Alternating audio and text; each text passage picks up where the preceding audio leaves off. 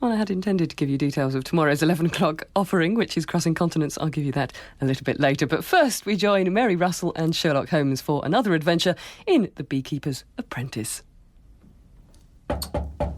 Come in, Miss Russell. Sit down. Miss Dunleavy? Oh, I see the chessboard is already set. But before we begin, Mary, I must tell you I have been much troubled by your relationship with Mr. Sherlock Holmes. I had hoped to quell your misgivings, not provoke them. You were first to play. Of course. Well, what can I say? There. I am his apprentice. Nothing more. A more cautious opening this time. You understand, I take no relish in these interrogations, but I will not be fooled. You may think of me as a dry spinster with only the delights of abstruse mathematical theory for distraction, but I have seen life, and your relationship alarms me deeply. Have you ever spent a night with Mr. Holmes unchaperoned? Many times. But always innocently, and always in the pursuit of a case. When did this first happen? Miss Dunleavy, I must protest... Answer me, Mary, or I'm afraid your future here will be in jeopardy. The first time, it was Jessica. Jessica? Jessica Simpson. We present The Beekeeper's Apprentice by Laurie King, adapted into 4 episodes by Sean Prendergast, with Monica Dolan as Mary Russell, Sean Thomas as Dunleavy, and James Fox as Sherlock Holmes. Episode 2, The Affair of the Senator's Daughter. Although I did not say so to Miss Dunleavy, the case brought into sharp focus my years of training, and moreover brought me up against the dark side of the life Holmes led. Holmes! Don't tell me. The rector needs a gypsy fiddler for the village fete. Hello, Russell. I'm so glad you happened to stop by. It saves me from having to write. I wanted to ask you to keep track of these experiments. Holmes, what is going on? Going on? Nothing's going on. I find I must be away for a few days, that's all. You have a case. Oh, come now, Russell. Holmes, this is Russell you're talking to, not Watson. Not Mrs. Hudson. I'm not in the least bit intimidated by you. You're in full disguise except for your shoes, and there's a packed bag in the corner. I repeat, what is going on? Russell, I'm very sorry, but I cannot include you. Why not, Holmes? Because, damn it, it may be dangerous. My dear Holmes, I'm going to pretend you did not say that. I'm going to leave the room, count to 100. All right, Russell, spare me the theatrics. I may be mad, but we shall give it a try. Have you been following the papers? The Simpson kidnapping case? I saw something a few days ago. A carefully typed ransom note. Giving the senator 1 week to raise £20,000 or the child dies. Her name is Jessica. Who called you in? Apparently Mrs. Simpson insisted. Turn off that gas tap, would you? Let the walnut oil cool. You don't sound pleased. How could I be pleased? Half of Wales has trudged the hillside into the mud. The trail is a week old. There are no prints. Nobody saw anyone. The parents are hysterical, and since nobody has any idea what to do, they decide to humour the woman and bring in Holmes. Old Holmes, the miracle worker. Reading that drivel of Watson's, a person would never know I had any real failures, the kind that grind away and keep one from sleeping. Russell, I know these cases. I know the feel of how they begin. And this has all the marks. It stinks of failure, and I don't want to be anywhere near Wales when they find that child's body. Refuse the case, then? I can't. There's always a chance they overlooked something these suspicious old eyes might see. Now, there's a morsel for Watson's notes. Sherlock Holmes trusting in luck. Come here, Russell. Let me see if my concoction has cooled. Now, smear this muck on your face. We will be a pair of gypsies, Elijah Todd and his daughter, Mary. I've arranged for a caravan. We'll see the Simpsons and make our way north. I don't suppose you've picked up any useful skills at Oxford, such as telling fortunes? The girl downstairs is a fiend for tarot. I could probably imitate the jargon. And there's the juggling. We're going to Wales. You think the child is still there? Look at the map. so it's a very remote area. No one heard an automobile after dark, and the police had all of these roads blocked. By 6 o'clock in the morning. Yes. I think she is still in Wales too. Not only that, I think she is within 20 miles of the place from which she disappeared. The kidnapper is a cool character, if that's the case. Cool, as you say, and careful. Look here. Use my magnifying glass. I have my own. The notes are on cheap, common paper in common envelopes, typed on the second most common kind of typewriter, 3 or 4 years old, and mailed in busy post offices across London. No fingerprints? No, but the spelling and choice of words and punctuation are consistently atrocious. Window dressing? Window dressing. There is a mind behind this, Russell, not some casual, uneducated lout. That is why we will take no risks. Our disguise is assumed the instant we step out of that door over there, and not let down for a moment. If you cannot sustain it, you'd best say so now, because one slip could mean the child's life.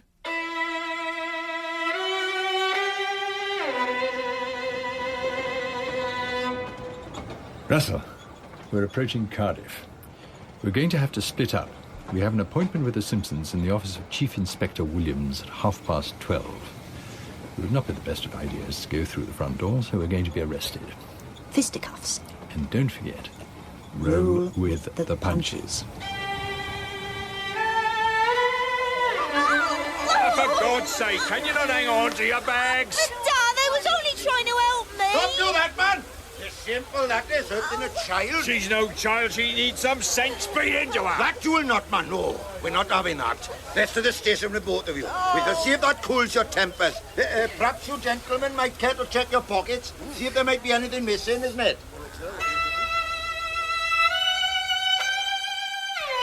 Want to speak to the Chief Inspector? Can't go in there, miss. Chief Inspector, I insist on speaking with you. I'll deal with this, Owen. Miss, you will explain yourself? With pleasure. Would you mind awfully if I were to sit down? Thank you. There is a certain Romany gentleman being held in your cells, my father. That is actually Sherlock Holmes. He did not wish it known that he was being called in on the Simpson case, so we chose to arrive for the appointment by the back door. Oh, Jesus God.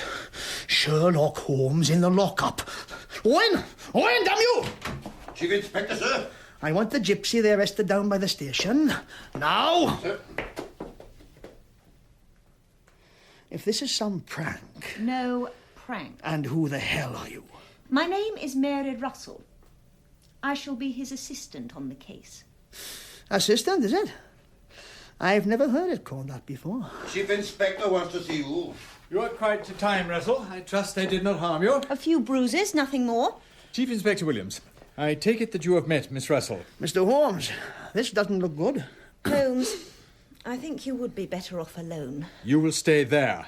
Chief Inspector Williams, Miss Russell is my assistant. In my absence, she has full authority. I'm not sure. Not one word more on the subject. Are the Simpsons here? In the next room. I thought you and I might have a word before we went through. Quite. We shall leave the city immediately we have seen them. I assume that the roadblocks are up, but that your men are away from the area, as I specified. As you asked, yes. Perhaps we need to clarify this matter, Chief Inspector. I asked for nothing. I certainly did not ask that this case be wished upon me. Your people approached me. Actually, I requested your presence. Ah, Senator, Mrs. Simpson, may I introduce Mr. Sherlock Holmes and his assistant, Miss Mary Russell. How do you do? I must apologize for my singular appearance. I thought it best for the sake of your daughter's safety. I assure you that Miss Russell's disguise is every bit as sham as the gold tooth I am wearing. Now, to business. I've read your statements, seen your photographs, reviewed the physical evidence. I've only 2 questions. First, why did you come here? I'm afraid I insisted. John hasn't had so much as a day off in nearly 2 years. And I told him, I said... Mrs. Simpson, listen to me. This was not an accident. This was a deliberate, carefully planned crime. It was not your fault. But why here? Because we wanted to get far from London. You never know when the bombs won't start up again. Did anyone suggest this area to you? No. My wife's family came originally from Aberystwyth. so we knew the country in a general sort of way. Now, Senator, that last day, I want you to talk me through the details. Look at that funny stick. We went for a walk, bought sausage and bread from the farmhouse, and cooked and ate them at 5 o'clock. Stayed inside the tent reading after that because it began to rain. You were asleep before 11 and woke at 4 o'clock to find your daughter missing. She didn't go. Jessica didn't go out of the tent by herself. The dark frightens her. She wouldn't go outside, even for the horses. That brings me to my second question. How did you feel when you woke up in the morning? Naturally, you felt panic and disorientation, but physically. How did you feel physically? I remember I felt ill, thick-headed. Were we drugged? I think there's a very good chance. Chief Inspector, was anything done on the food? Analysed, of course. Nothing. And the old couple of the farm seemed harmless. Russell, have you any questions? Just one. About the child herself. How do you think she's reacting to being spirited away by what may well be complete strangers? Jessica is a very self-contained, determined child. Assuming she is being treated well, she is probably less upset than her mother is. Well, we will find her as soon as possible. Come, Russell, let's examine our transport.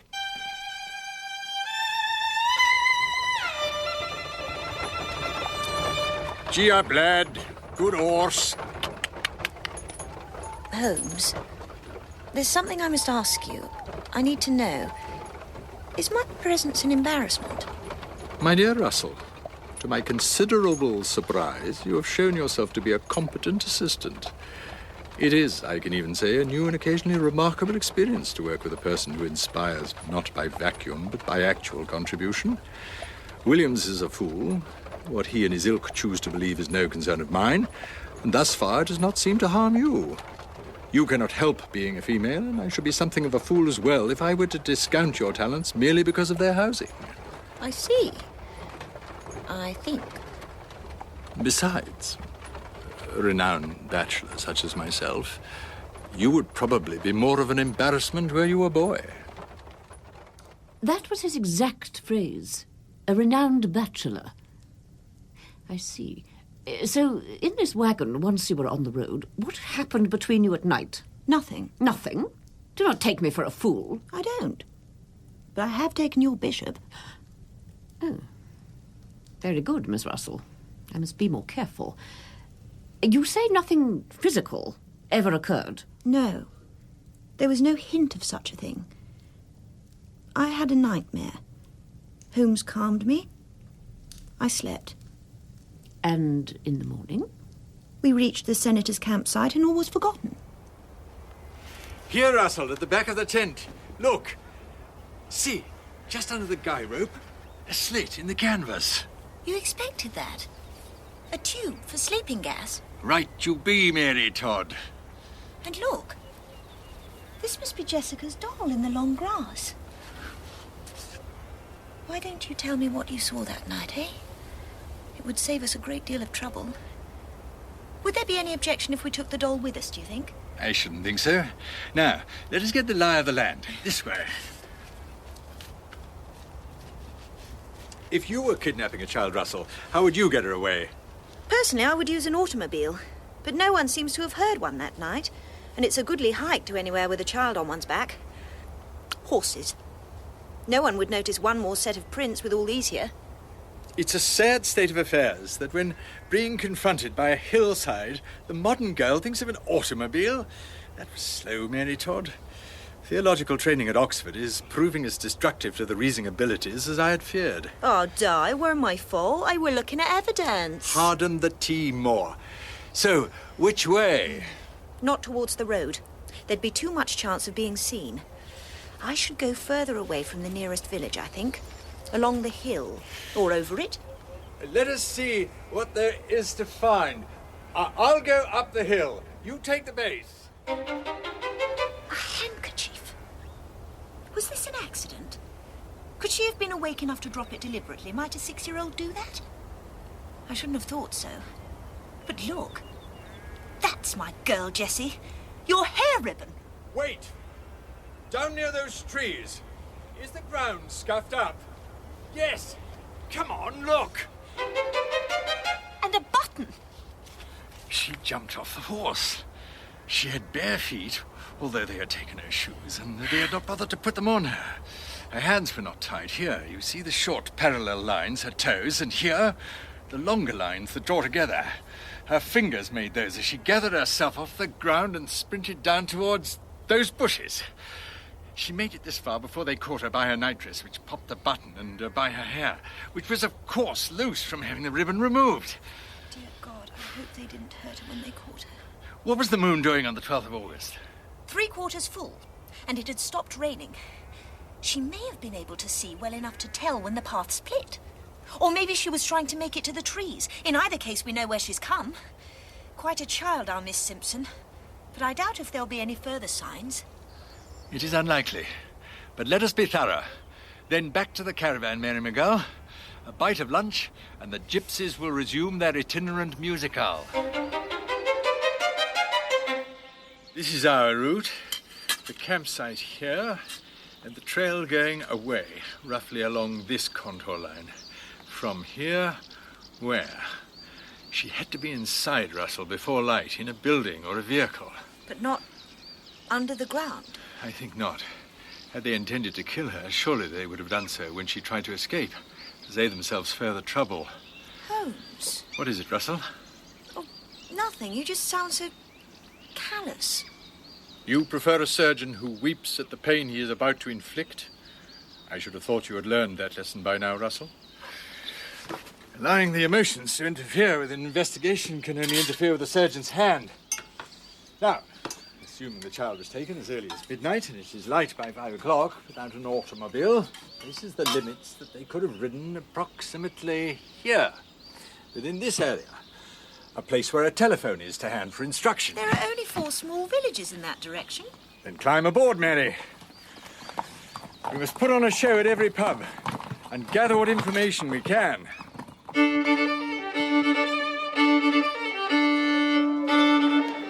and get your fortune told, dear. Learn the secrets of the future and the past. Excuse me, Grandma. What can I do for you, Livy? Is there a telephone in the town? Telephone? Yes, telephone. You know, the thing you pick up and shout down. Oh, my grandson used one once, he did, when the horse died. You don't get many strangers through here, do you? Oh, all the time, love. Why, only at midsummer, an automobile filled with English came here and stopped and drank a glass. Bloodwen, leave Thomas alone. You want to spread the word? We'll have a show for you to watch in an hour, lest my dad finds the beer here too good. I tell fortunes, too.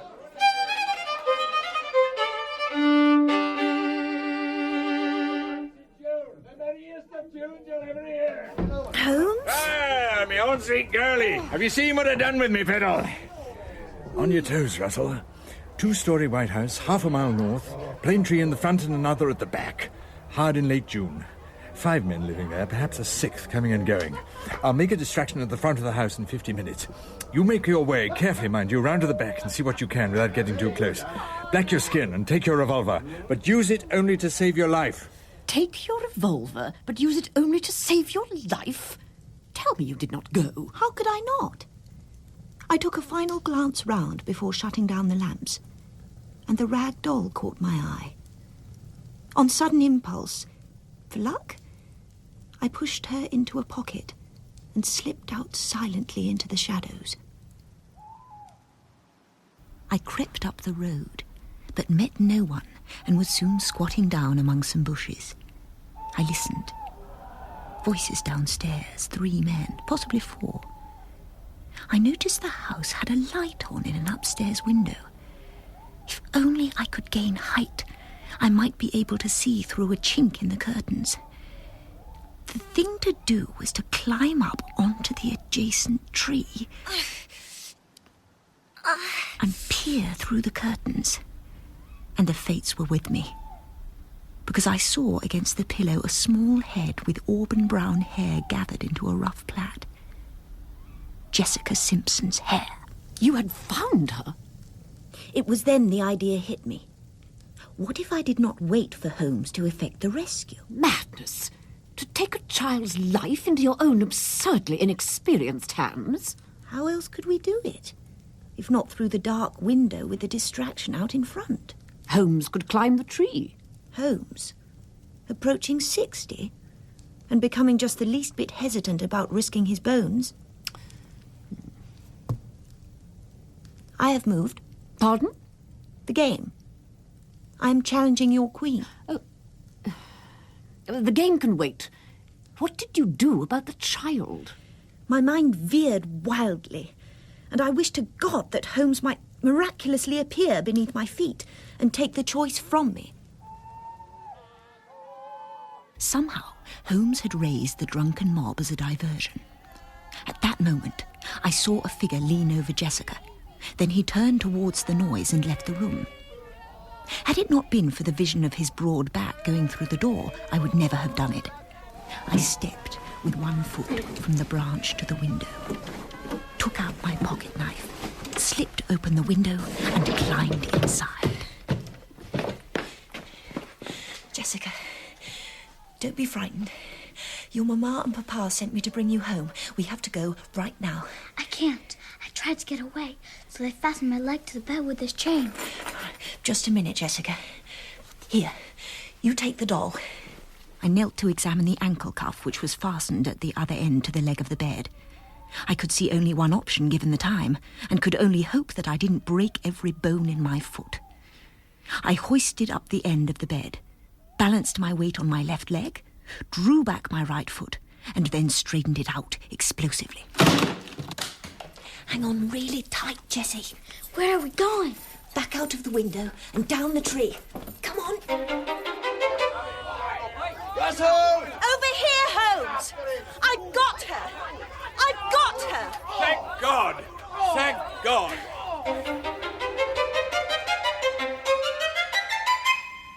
What is your doll's name?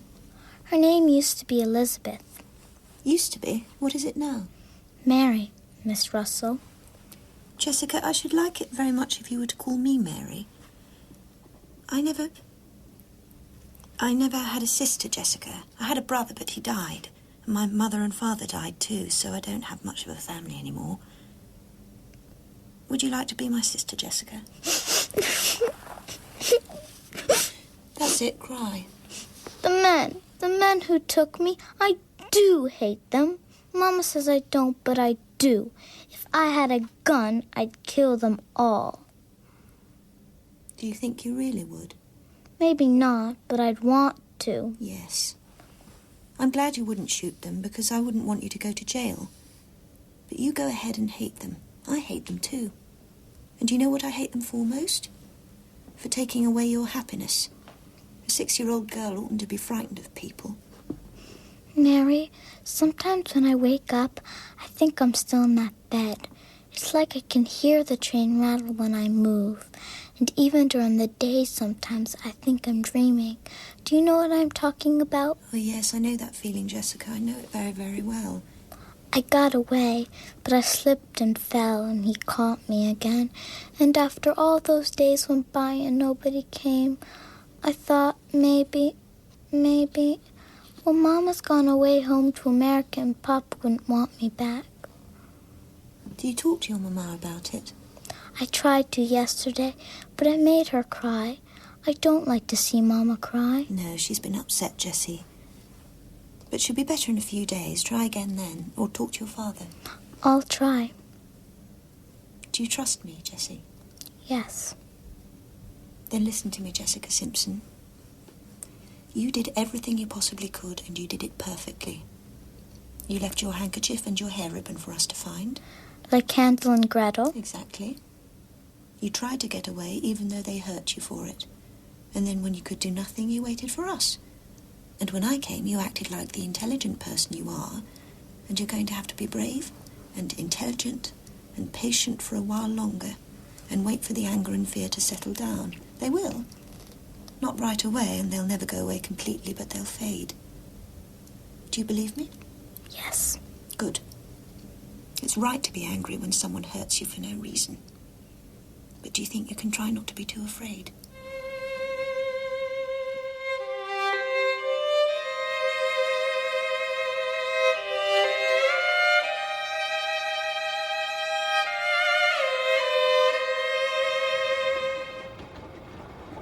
Tickets for London, Paddington?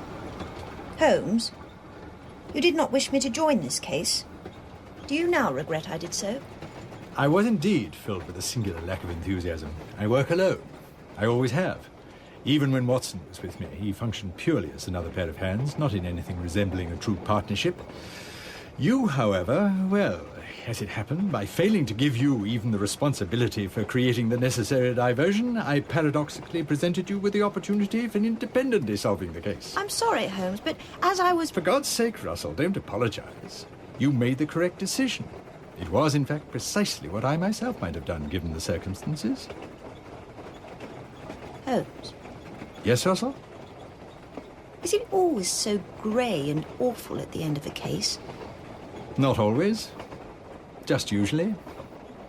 Hence the cocaine. Hence, as you say, the cocaine. Will we ever catch the criminal behind it all? It's possible, but not, I think, likely. He's been very cautious. He was not seen. He's certainly never been to the hideout. He'd never have overlooked the tree branch or the curtains. These 5 were hired and paid anonymously. Had no address or telephone number, no means of contacting him other than the newspaper, and received their orders from post boxes all over London. The Yard may have luck chasing the money, but something tells me they won't. However, sooner or later he'll put his head up again, and we'll have him. It is very late, and we have not finished our game. Your queen is still vulnerable. Perhaps we should reconvene, and you can consider your next move. Miss Russell, before you go, Holmes mentioned to you that he believed there was someone behind the kidnapping. There was. As your tutor, this concerns me greatly. I trust you are no longer in any danger. Well, it is a dangerous world, Miss Dunleavy. But I believe I am safe enough tonight. Let us hope so. Until we meet again, then. Good night, Miss Dunleavy. And remember... Remember what, Miss Russell? The next move is yours.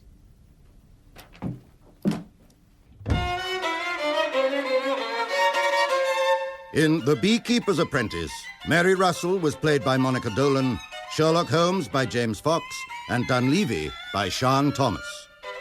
Mrs. Simpson was played by Elaine Claxton, the Senator by Gavin Muir, and the Chief Inspector by Sean Prendergast.